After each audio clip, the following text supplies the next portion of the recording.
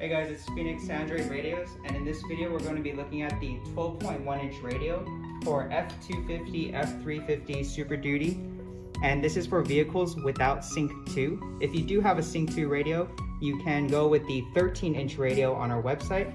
But with that said, looking at the radio, you do need to send us a picture of your vehicle dash. Depending on that dash photo, if you do have these knobs, you will get these empty, and so you will move your factory knobs over to the radio bezel piece. If you do not have these knobs, you'll get a different trim piece, and you'll have these set of buttons, and these parts you would have to move over from the factory radio. This is a 12.1 inch radio. This is the wood color. It comes in two other colors, a total of three. Kind of a wood color, a matte black, and a matte gray, which looks similar to these black and grays here. These other holes here are your vents, and here you would move your factory parts over to fill these spaces.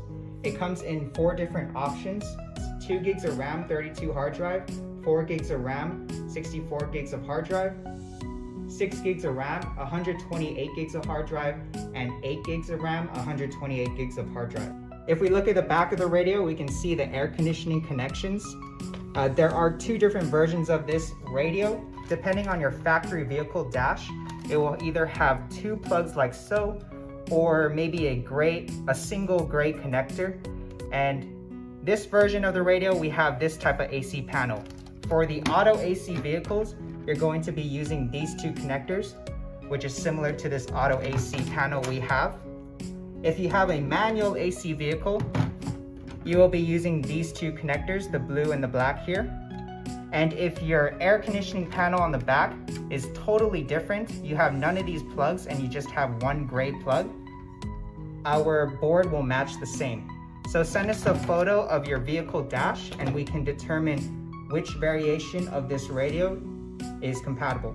On the back of the radio, we have several things like the radio antenna, Wi-Fi for 5G band or 2.4 gig band, the GPS antenna where you can connect your factory vehicle antenna, or the GPS puck that we provide, and the 4G SIM card antenna.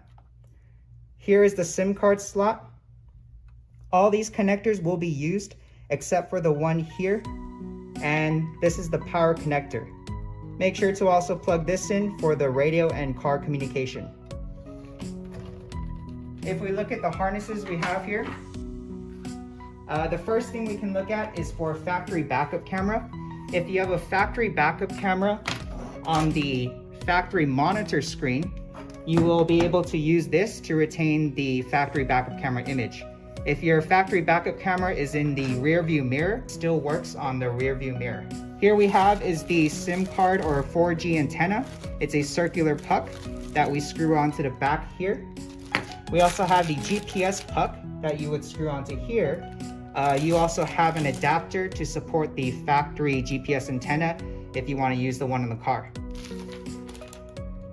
There is an external microphone included, but the radio itself has a built-in microphone here, as well as a RST button. If you use a needle or paper clip, you'll be able to press that to reboot the radio.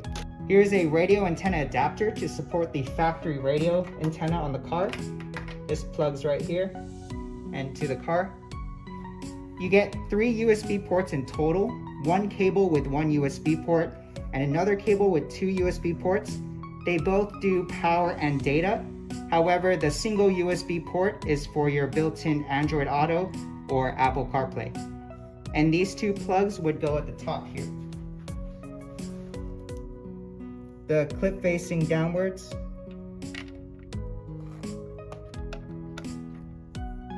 And the other one right next to it.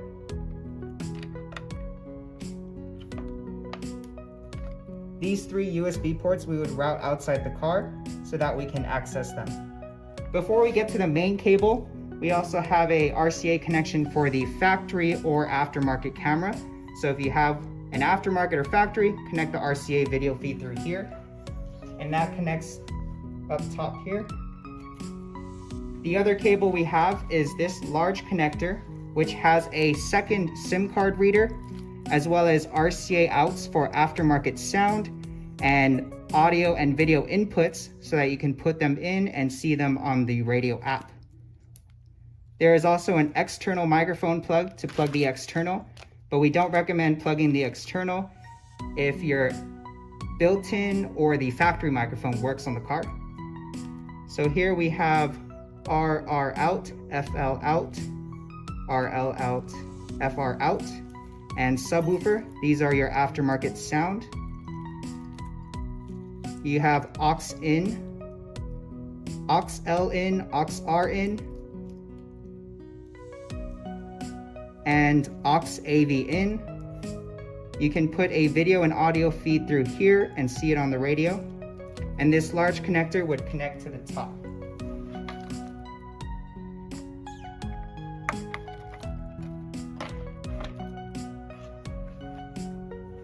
The last connector we have to do is this one here, and that comes with this adapter here. This is the power adapter cable. You can see this should connect up here.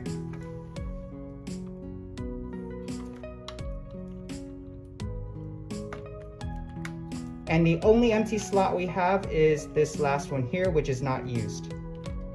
You also have two RCAs here, RCA RL and RR. They are actually similar to the ones we have here, RL out and RR out. Duplicates use one or the other. And the last one we have is the power cable. So with the power cable, two things to note is the connection to the radio up here. You do need the adapter, which we had plugged in earlier here. So this adapter, plug into here, and now it can connect to the back of the radio.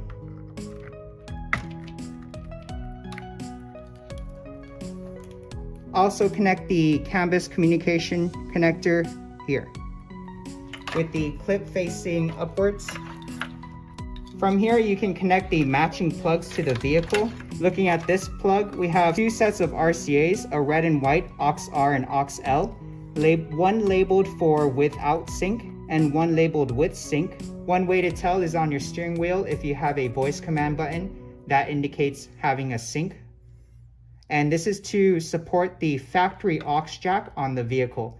So depending on which one you use, say our vehicle does not have a voice command button on the steering wheel, the aux-L and aux-R, we can connect to aux-L and aux-R in to hear the sound there. So here is aux-R in and aux-L in.